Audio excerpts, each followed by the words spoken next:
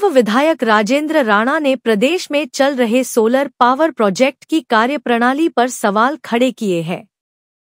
पेखवाला solar power project में 100 करोड़ रुपए के कथित घोटाले को लेकर प्रदेश की सियासत गर्मा गई है। इस मुद्दे पर पूर्व विधायक राजेंद्र राणा ने प्रेस वार्ता को संबोधित करते हुए कहा कि केंद्र सरकार से सीबीआई जांच की मांग की है। राणा का कहना है कि पूरे देश में जो सोलर पावर प्रोजेक्ट लग रहे हैं उनकी लागत 3.5 से 4 करोड़ रुपए प्रति मेगावाट आती है, जबकि इस प्रोजेक्ट में यह लागत 6 करोड़ 80 लाख रुपए के आसपास पहुंच गई।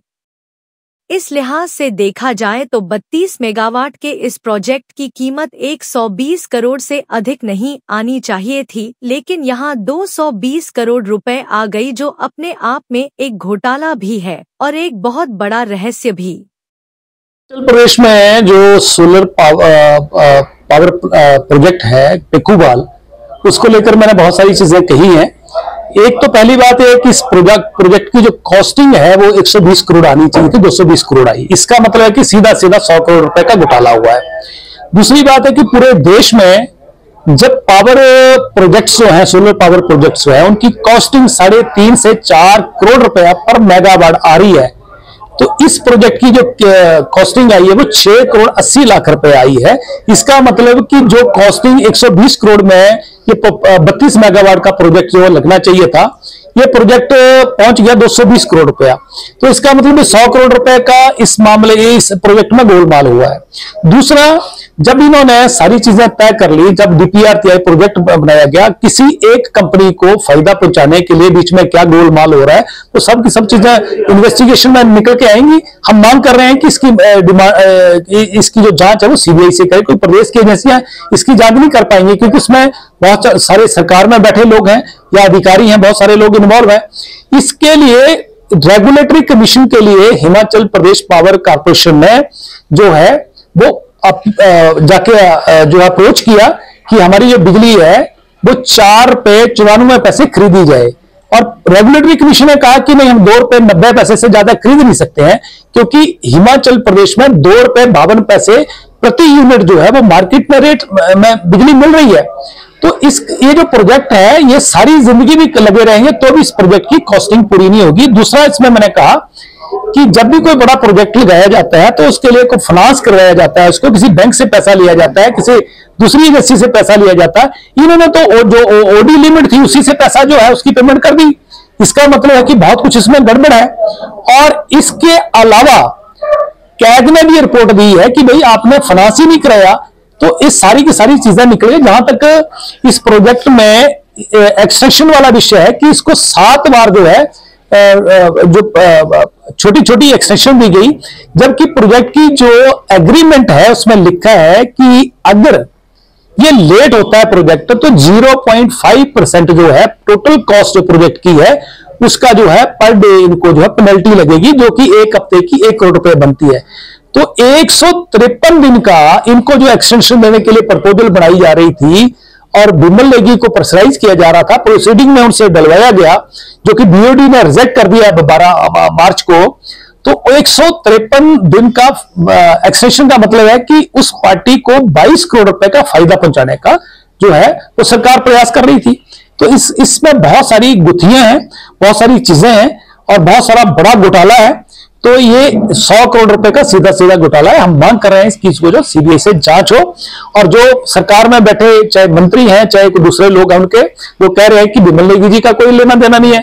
तो बिमल नेगी जी को तो इस कमेटी का हेड बनाया था, और कमेटी हेड बनाया था तो उनको तो प्रेशराइज कर रहे थे कि इसको जो है भाई एक्सटेंशन दी जाए, और एक्सटेंशन हो नहीं सकती थी। एक्सटेंशन दे लेनी है तो भाई पैसा जमा कराओ, पहले पेनल्टी डालो, पेनल्टी जमा कराओ, फिर उसके बाद। तो इसलिए मामला सीबीआई को जाए, ताकि हिमाचल प्रदेश में जो लूट मची है सरकार में, वो उनका जो लोग हैं वो बेनकाब हो और वो लोग सलाखों के पीछे जाएं। इसी तरीके से मैंने कहा कि जिस दिन बिमल नेगी जी की जो है वो डेथ हुई है और पुलिस ने जो है उनके ऑफिस को जो है वहां पर सील करके वहां से जो चीजें जो है वो वहां से लेके गए हैं, उसमें 2 डायरियां भी हैं। उन 2 डायरियों में बहुत कुछ कहते सुनने में आ रहा है कि बहुत कुछ खुलासा है, किसको पैसा जाता रहा है, कौन कौन को लोग क्या क्या करते रहे, तो उनको भी खुर्द-बुर्द करने की कोशिश जो है प्रेशराइज पुलिस को किया जा रहा है। मैंने कहा कि गुड़िया कांड हुआ था, उसमें जिन जिन लोगों ने सबूतों को खिरदपुर्द करने की कोशिश की थी उन लोगों को भुगतना पड़ा। तो इसलिए कोई भी पुलिस का ऑफिसर सरकारी और पॉलिटिकल प्रेशर में आकर कोई गलत काम ना करे और बिमल नेगी जी के साथ न्याय हो और उनका मामला भी सीबीआई से जांच की उनका परिवार भी मांग कर रहा है, हम भी मांग कर रहे हैं, पूरा प्रदेश मांग कर रहा है और सीबीआई के से जांच हो। मुख्यमंत्री कहते हैं कि ईडी की रेड हो गई मैदान में, तो उसमें ईडी ने हमसे थोड़ी पूछा। ईडी इसको माइनिंग को लेकर पूरे देश में कहीं भी जो है रेड कर सकती है, ना ही लीगल माइनिंग हो रही हो।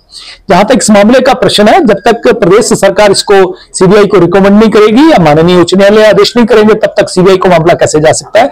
इसलिए आखिर वजह क्या है कि मुख्यमंत्री और ये सरकार जो है इस मामले को सीबीआई को देने से क्यों परहेज कर रहे हैं।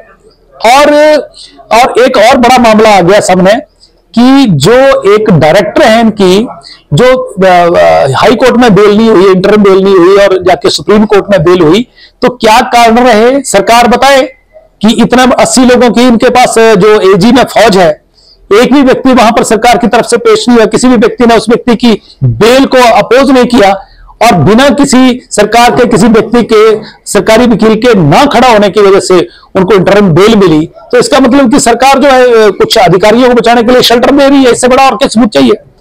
तो ये मैं कहना चाह रहा था। 9 years ago, Super Magnet Group took the first humble step towards reinventing school education by establishing a school to cater the need for fastly changing scenario in education. With just 5 students, the journey started through culmination of 3 young minds, Engineer Shagundar, Mrs. Vatika Sood and Mr. Amit Kapil, has blossomed into a thriving educational group having more than 1000 students.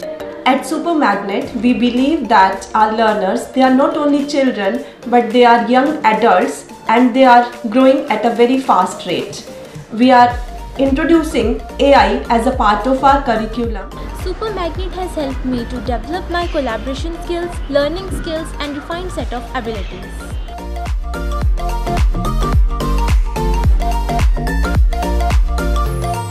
I have the opportunity to be the captain of our school team. At Super Magnet, special focus is given on the sports by our coach.